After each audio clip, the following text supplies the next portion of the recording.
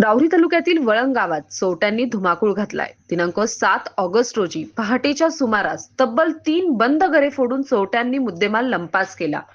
या घटनेमुळे परिसरात भीतीचे वातावरण निर्माण झाले. दिनांक 7 ऑगस्ट 2026 रोजी पहाटेच्या सुमारास अज्ञात भामट्यांनी राहुरी तालुक्यातील वळण येथील पाथरे रोड परिसरात संजय खुळे यांच्या बंद घराचे कुलूप तोडून चोरट्यांनी घरात प्रवेश केला. घरातील पेटी फोडून 50,000 रुपये रोख रक्कम असा मुद्देमाल चोरट्यांनी लंपास केला. चोरी केल्यानंतर चोरट्यांनी पेटी शेजारील शेतात नेऊन फोडली.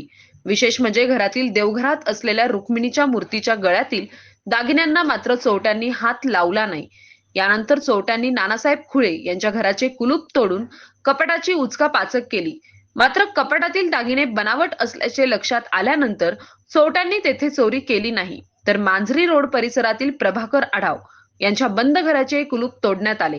मात्र तिथेही चोरट्यांच्या हाती काही लागले नाही. घटनेची माहिती मिळताच राहुरी पोलिसांनी घटनास्थळी धाव घेतली. पोलिसांनी पाहणी करत श्वान पथक आणि ठसे तज्ञांना पाचारण केले. सीमा नामक श्वानाच्या मदतीने चोरट्यांचा माग काढण्याचा प्रयत्न करण्यात आला. एकाच रात्री 3 घरे फोडल्याने वळंब परिसरात भीतीचे वातावरण निर्माण झाले असून चोरट्यांचा तातडीने शोध घेऊन पोलिसांची गस्त वाढवावी अशी मागणी ग्रामस्थांनी केली.